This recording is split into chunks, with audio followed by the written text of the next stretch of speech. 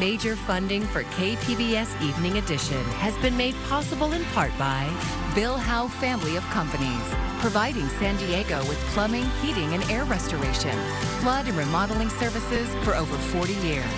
Call 1-800-BILL-HOWE or visit billhowe.com.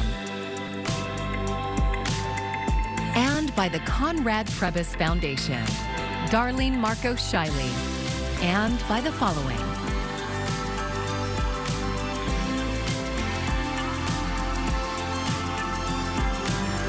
And by viewers like you. Thank you.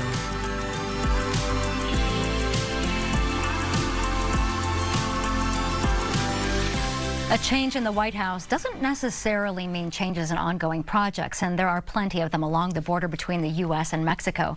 Thanks for joining us. I'm Maya Trabulsi. Today, the U.S. ambassador to Mexico visited San Diego to talk about the progress before the end of his assignment. KPBS reporter Tanya Thorne was there.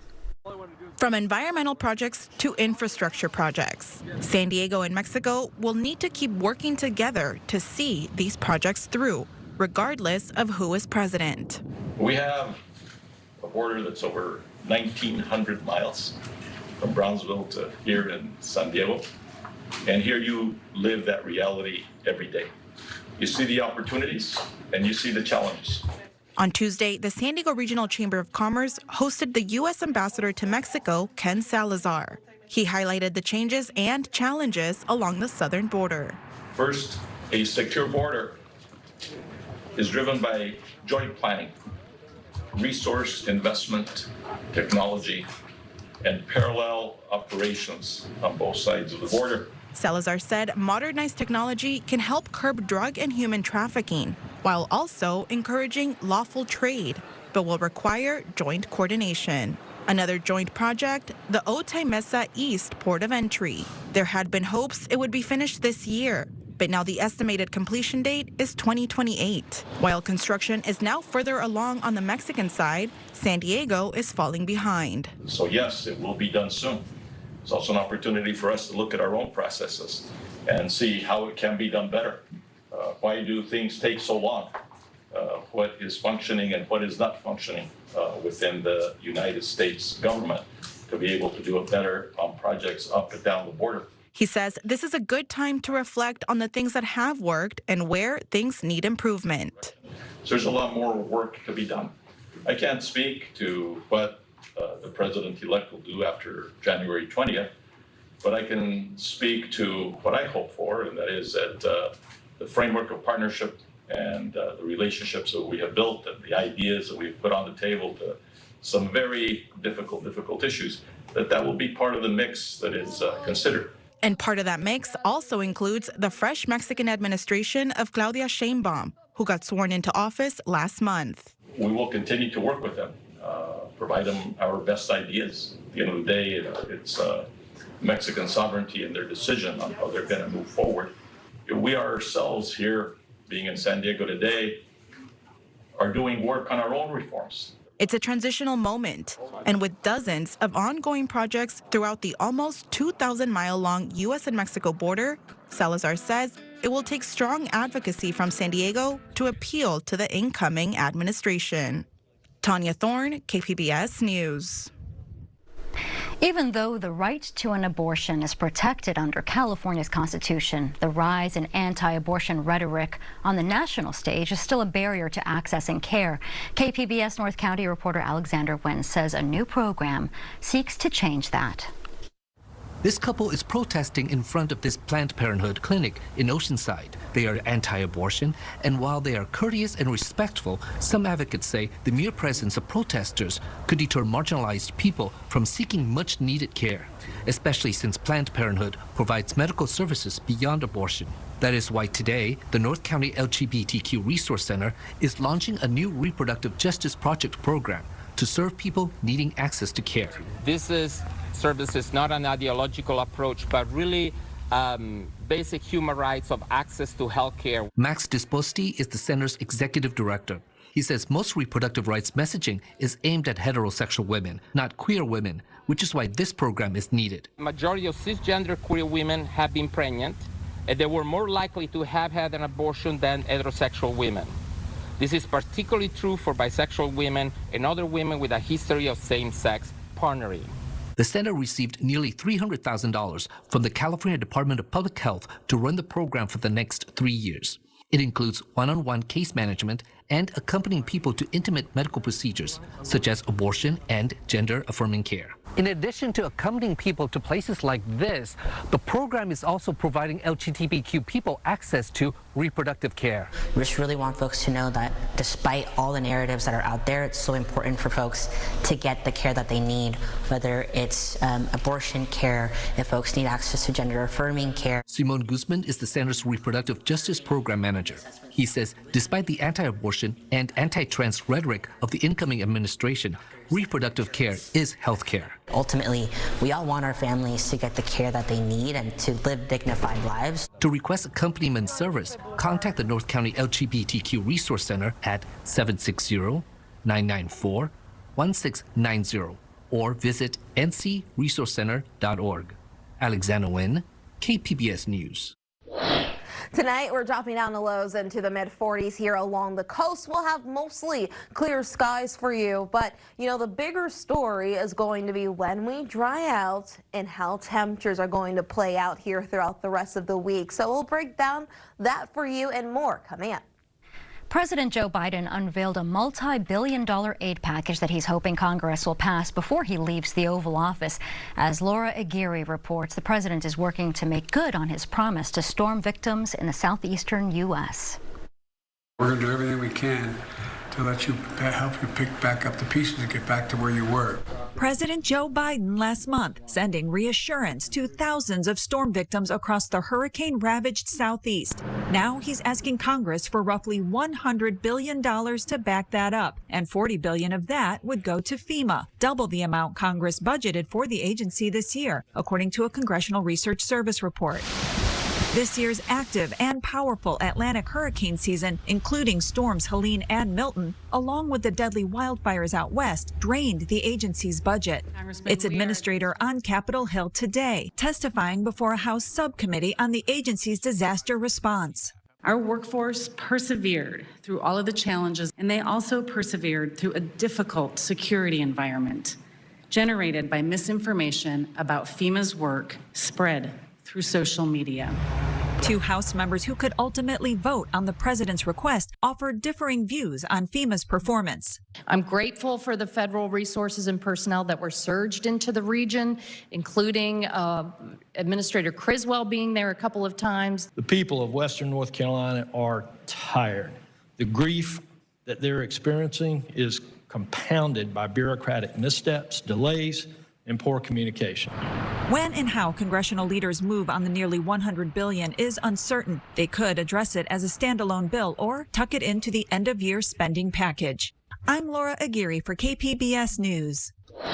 And some of that money from President Biden's supplemental budget package will go towards addressing the sewage crisis in the Tijuana River Valley. $310 million would be used for improvements at the South Bay International Wastewater Treatment Plant. That's in addition to $400 million previously announced.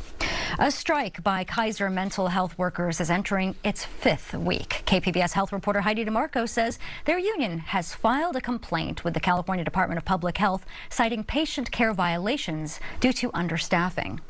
The strike began on October 21st, demanding restored pensions, guaranteed time for patient care tasks, and pay equity.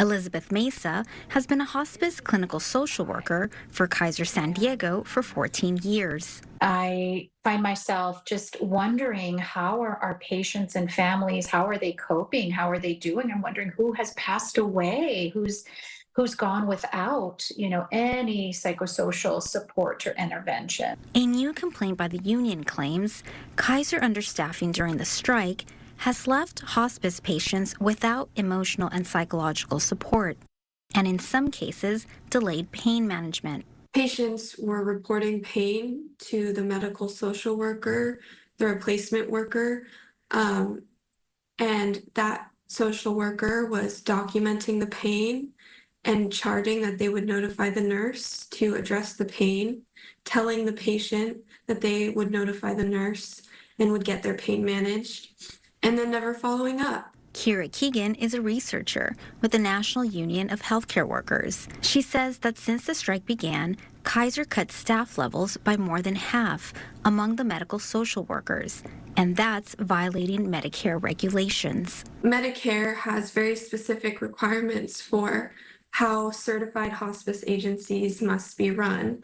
And during the strike, Kaiser is not fulfilling these requirements, understaffing their MSWs in hospice, and ultimately hurting patients in the process. Keegan says temporary staff are licensed social workers, but may lack hospice-specific training. This lack of specialized training, combined with the rotating staff assignments, disrupts the continuity of care for both patients and families. This is troubling for Mesa. But it's impossible for them to, do the job of 5 full-time staff that was already stretched to the limit. Kaiser was contacted for comment, but they did not have an immediate response. In the interest of disclosure, Kaiser Permanente is a KPBS underwriter. Heidi DeMarco, KPBS News. Measure G, the sales tax measure that would have funded transportation projects across San Diego County, has failed. KPBS Metro reporter Andrew Bowen says the results show a divide between urban and suburban voters. Measure G tried to offer something for everyone, more trains and buses for urban residents, and more highway and road repairs for the suburbs. A KPBS analysis of results by voter precinct found if Measure G had been limited to the city of San Diego, it would have passed with 54%. The measure also won majorities in the South Bay and in the downtown areas of many suburbs. But the further a voter was from a dense population center, the more likely they were to vote no. SDSU political science professor Brian Adams says another sales tax on the ballot, Measure E, to fund infrastructure and services in the city of San Diego, likely competed with Measure G for voters' attention and support. The presidential race sucked all the oxygen out of the room. This is a really hard election year for any ballot measure, for any down ballot race. It's just like, we had a U.S. Senate race in California that got no attention whatsoever. National politics also likely influenced the outcome of Measure G. Inflation makes it hard to sell voters on a tax increase. And Democrats, who are more likely to support more public spending, just didn't show up to the polls as much as they have in the past. And it was a busy election cycle.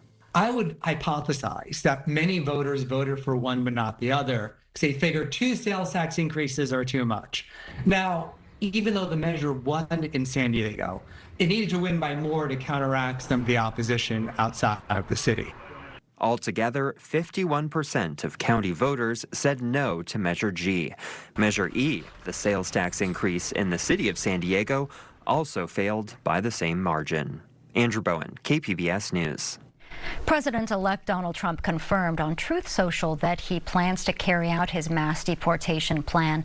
Our media partner KGTV spoke with Attorney General Rob Bonta, who says California has hundreds of lawsuits ready to fight against it. We sued them over 100 times, won 80% of the time because they broke the law time and time again. Couldn't help themselves, couldn't help with the overreach, the violation of the Constitution or laws. So we expect that to happen again. We will be there to check them and put them back in their box where they can actually exercise jurisdiction that they have and not move outside of that jurisdiction. The Border Patrol Union released a statement saying it would allow agents to assist Homeland Security and other state, municipal, and federal agencies to work collectively. Bonta says that is prohibited under state law. The Attorney General says the state will release a bulletin to make sure local law enforcement clearly understands what they can or cannot do. President-elect Trump's vow to round up millions of undocumented people and deport them is stirring up fear and anxiety in immigrant communities. Public Matters reporter Amita Sharma spoke with KPBS's border and immigration reporter Gustavo Solis to learn more.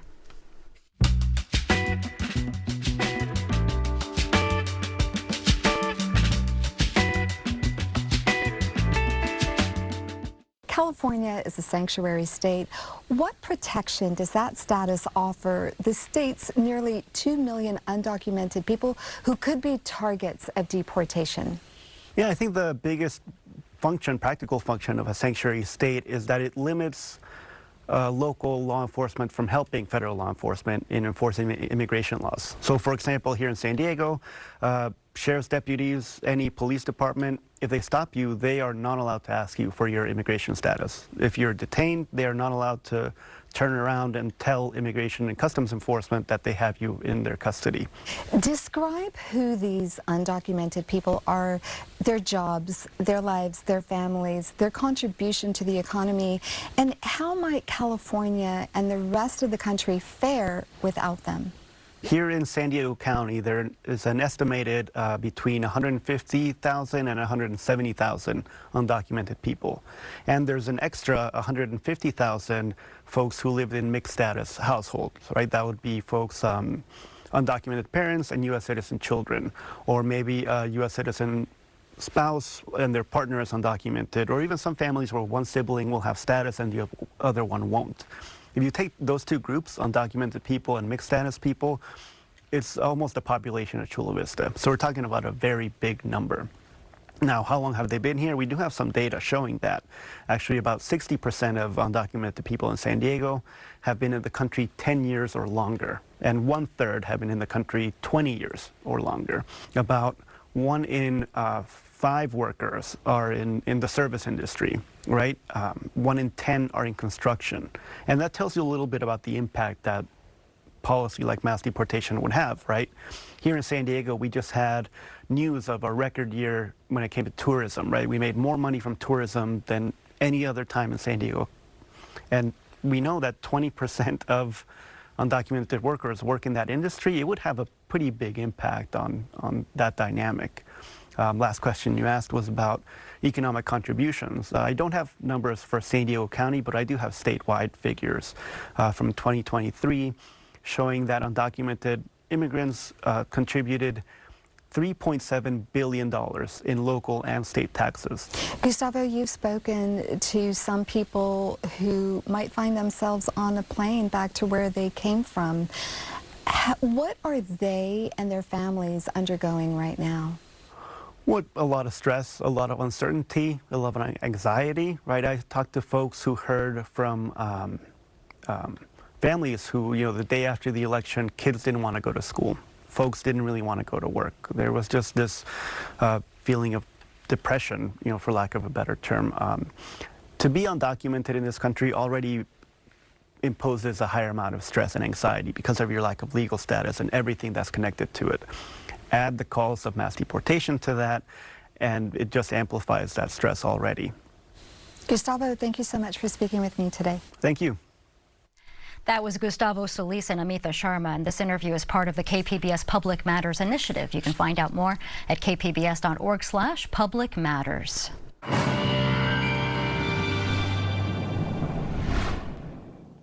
Number 1 on your weather headlines list, trending warmer as we head into the middle of the week. That mercury will steadily climb here over the next few days.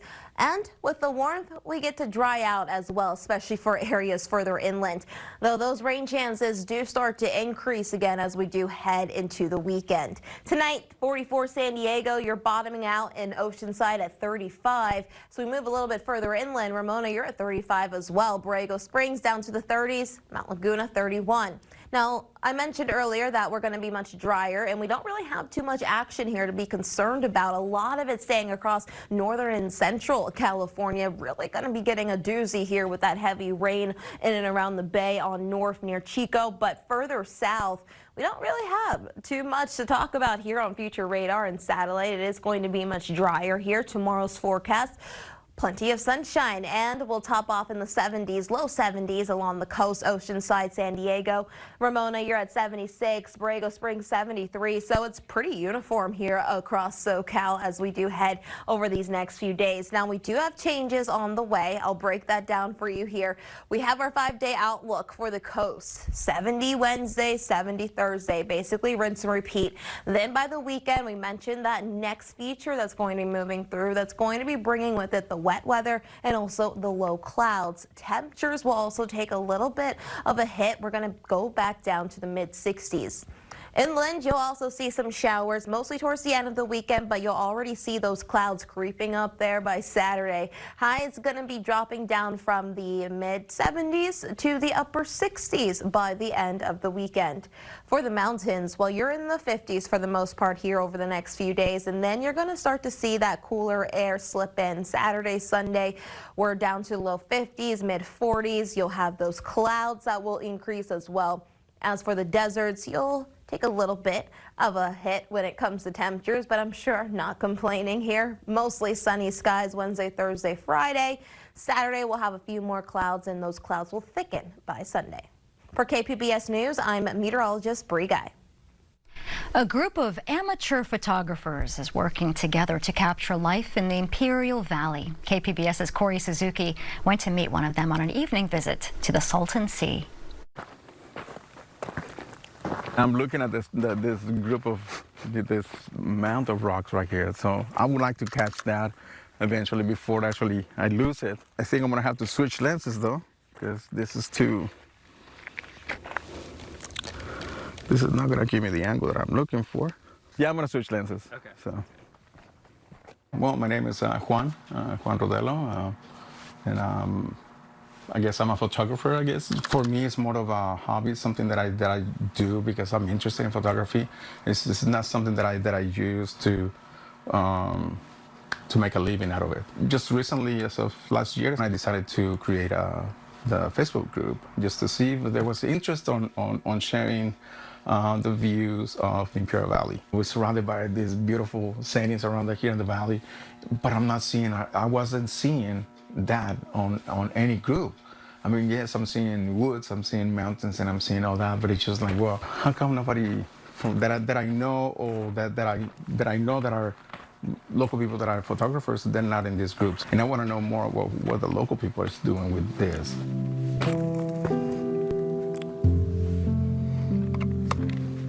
In 2016, that's when I started with photography. But it was more of a need at the time, you know. I spent 5 years in the Navy, came out, went back to school, and one thing led to another, and ended up working for the Fire Service. Given the nature of my job, obviously, I get exposed to different types of scenes that are just not for the normal, you know, it's just difficult to comprehend or even deal with.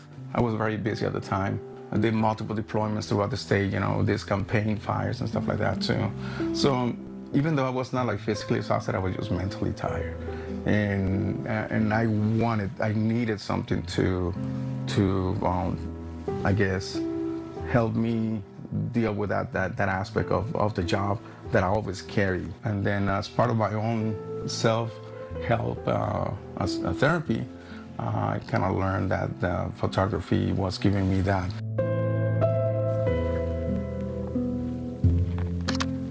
In the process of taking a picture, my mind is not contemplating what I've done throughout the day or the things I've done, the things I've seen. And those experiences, for whatever reason, like to linger, I just tune them off. And photography gives me that.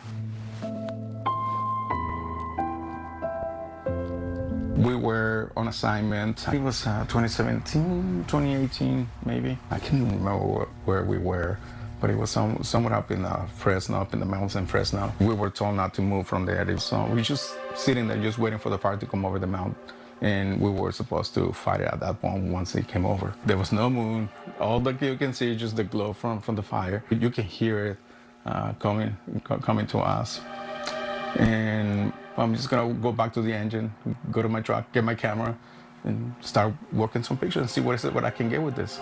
And as I'm taking the picture, one of the guys who's sitting down, he just turns on his flashlight, and you can see this beam of light that it seems that it's going. I can say it's not sadness; it's more of a.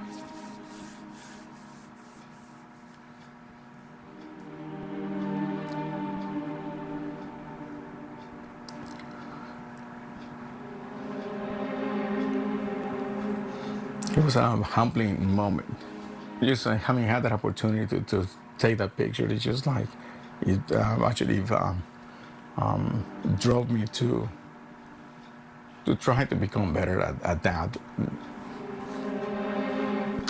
So once I went live with that group, Obviously, I invited my contacts in Facebook, and they liked that idea.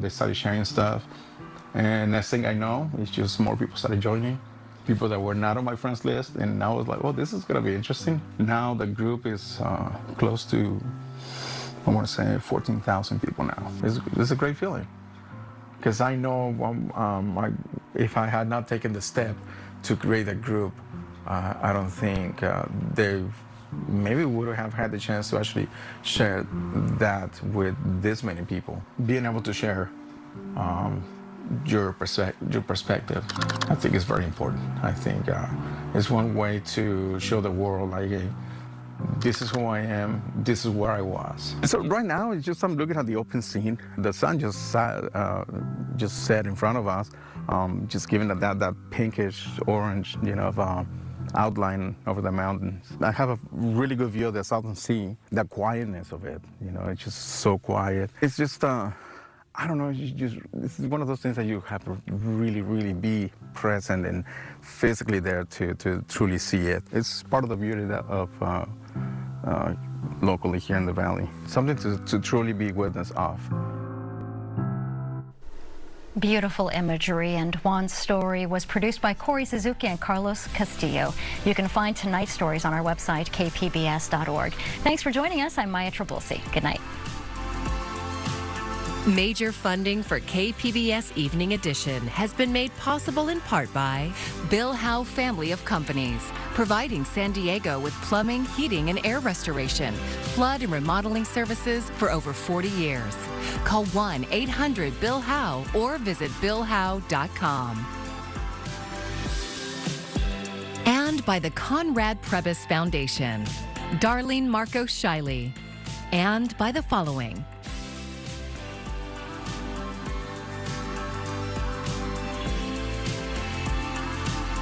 and by viewers like you. Thank you.